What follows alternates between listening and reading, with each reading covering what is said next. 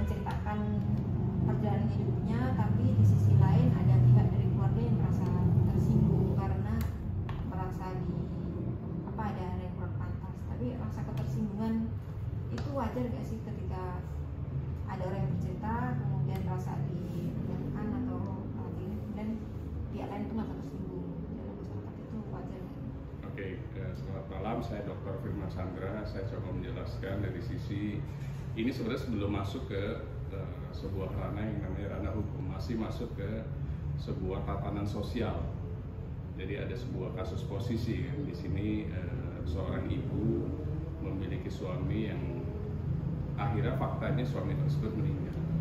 Suami tersebut meninggalkan atau memberikan atau menghibahkan atau mewariskan aset, kira-kira begitu. Faktanya kan ada aset tangible dan mungkin aset intangible.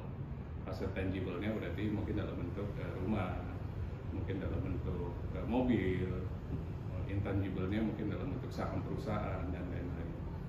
Fakta yang sekarang adalah dugaannya perusahaannya katanya tidak bisa long lasting, alias mungkin kita sebut bangkrut gitu kan begitu. Akhirnya ibu tersebut hiduplah dengan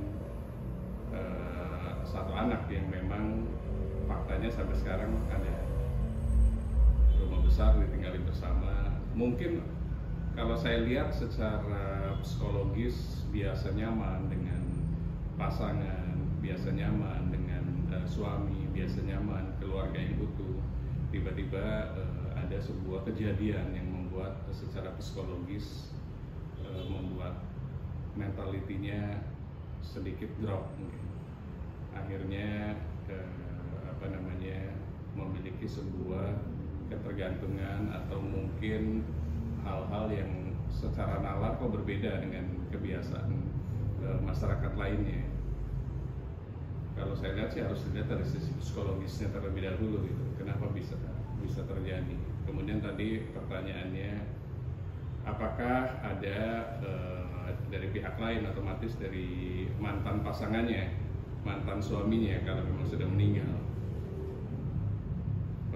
kelihatannya ingin masuk dan memberikan sebuah statement.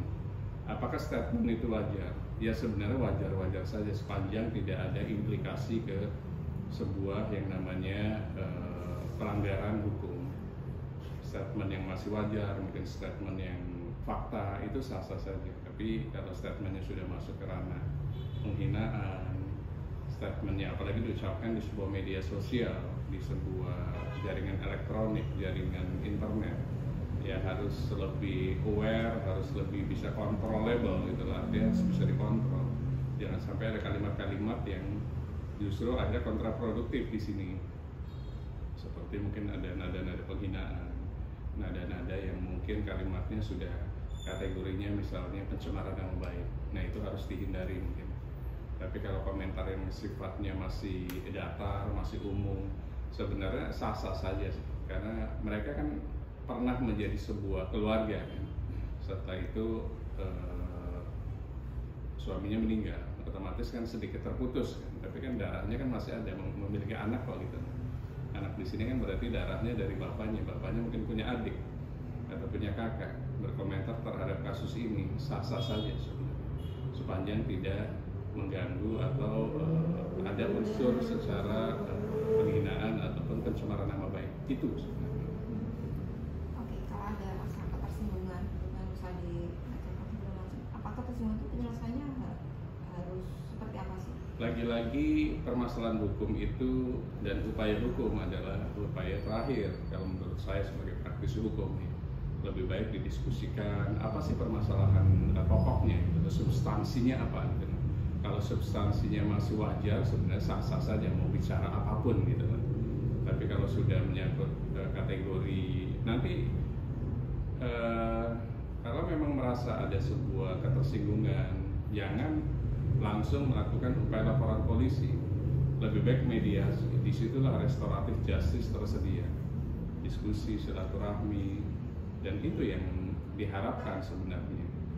Jangan sampai masalah sedikit bikin laporan polisi, masalah sedikit gugat di pengadilan negeri. Itu panjang karena Indonesia menganut Eropa kontinental, dan proses hukum di Eropa kontinental itu proses yang panjang, dari mulai pengadilan negeri sampai ke PK, peninjauan kembali di Mahkamah Agung, dan bisa 6 tahunan. Jadi upayakan mediasi dan silaturahmi. Kemudian kalau syarat pelaporan pencemaran nama baik itu standarnya seperti apa sih? Pertama, pencemaran nama baik sekarang ada beberapa alat bukti tambahan. Pertama, kita harus bikin LP. Dari mana sih alat buktinya? Berarti ada kalimat yang diucapkan di sebuah jaringan elektronik.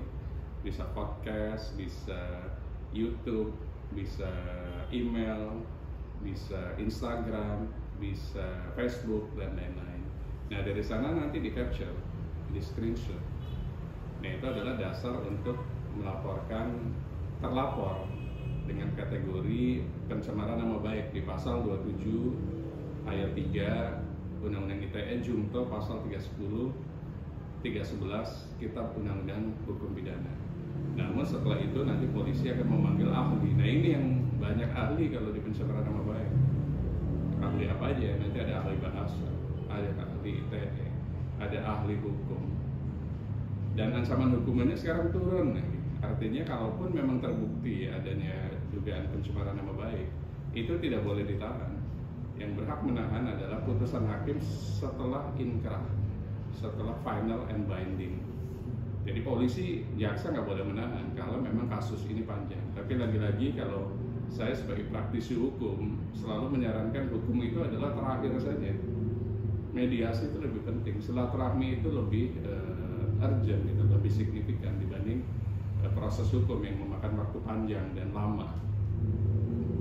Berarti kalau sudah saling maafkan, kasus selesai. Kalau sudah damai, nggak perlu lagi ke itu lebih bagus. Itu lebih bagus, artinya bikin dan nanti hadirkan middleman atau tokoh masyarakat, misalnya orang yang dipercaya.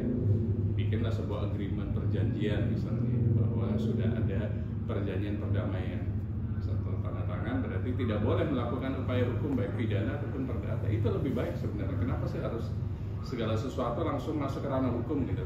Karena kita kan tahu hukum kita kan kaku gitu, dan panjang gitu. Sampai PK aja bisa sampai 6 tahun mungkin baru selesai. Apakah itu keinginan dari para pihak atau satu pihak gitu?